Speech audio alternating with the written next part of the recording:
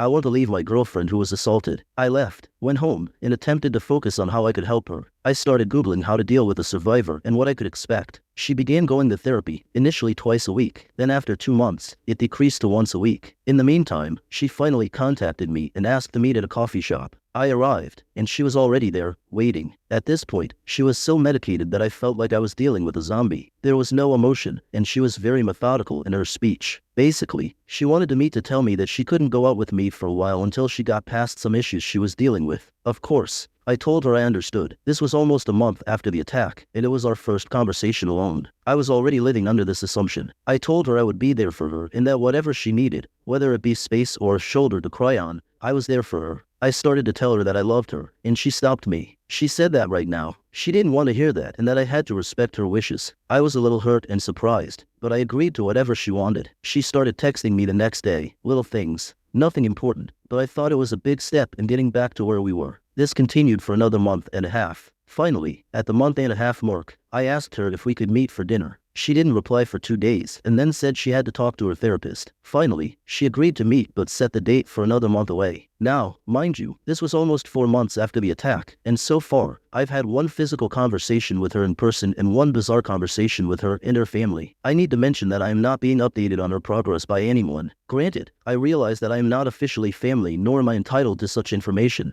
but it would have been nice to just get a text or call from someone telling me how she was doing in therapy, whether she was improving or not. We go out to eat at a small bistro that we frequented. I met her there and waited for her to show up. After sitting for half an hour and texting to see what was up, I received a text saying she was on her way. She finally arrived and sat down. I asked her how she had been, and she snapped at me, telling me not to ask her personal questions. We ate, and after dinner, I wanted to sit and talk because I missed the person I had talked to almost every day for the previous 3 years. However, when she was done eating, she said she was ready to go home. I asked if she could stay for just a few minutes to talk, but I could see she was becoming physically anxious, and I didn't want to upset her. So, I said that I loved her and missed her, and she just walked away. She went back to texting me the next day like nothing had been wrong. We actually started to see each other once a week for lunch, and she became more comfortable with being out, so she would sit and talk for a while. She also started a new job, which she told me about. This continued for another 4 months. I was happy to see her, but honestly, I was very lonely, and we had not even so much as held hands. Then, one day, she didn't show up for lunch. I texted to see if she was okay, but there was no reply. I called her parents to check on her, and they gave me the runaround. By this time,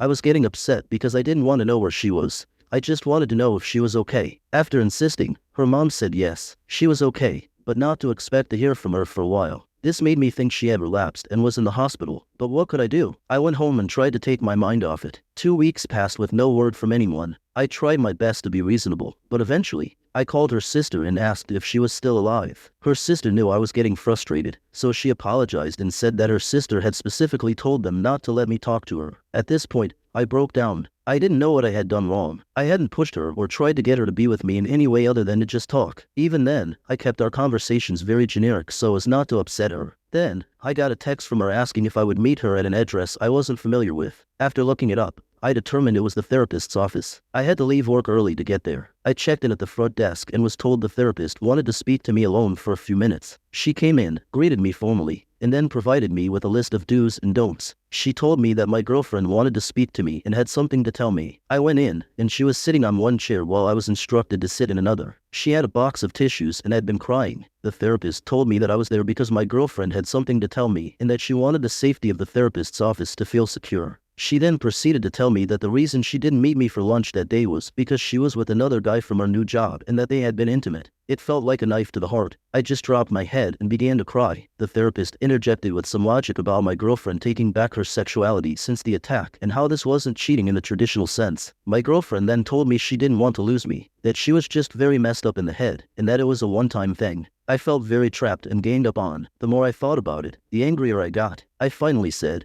"You haven't so much as held my hand in the past half year, yet you can be intimate with some guy you met at work while I sit like an idiot waiting for our junior highlight date." This, of course, caused her to go into hysterics, and the therapist asked me to leave. I apologized and told her to text me if she wanted to keep working this out. I received a text later that day. Now she was all chatty, telling me it was the worst mistake of her life and asking me to please talk to her. I told her I didn't know if I could go on with this, but agreed to meet her. When we met, I flat out told her that for me to even consider moving forward, she had to cut this other guy off completely. She said that was impossible because they worked together, and I told her that I was sorry, but I wouldn't consider it if she was going to see this guy every day. She decided to find another job. After talking with my sister, who I had told everything to, she said that while it is not common, some women attempt to have intimacy after being attacked to feel like they have power again. Why I was not the one she did this with, I have no idea. But I know I feel like I'm being punished for something I didn't even do. She changed jobs, and we went back to our lunches. After a while, I told her I was getting tired of just meeting for lunch and doing nothing else, so she agreed to come over to watch TV with me. That has been it until tonight. Tonight, she came over, and we watched 2 movies and ate pizza. During the second movie, I tried to give her a kiss, nothing more, just a kiss. She backed away as though I was a cross and she was a vampire and told me she wasn't ready for that yet. Not my finest moment. I'd struggled with our lack of intimacy and the superficial nature of our conversations over the past year. I understand why things changed, but I also need affection and emotional closeness. Please know this decision isn't about what happened to you.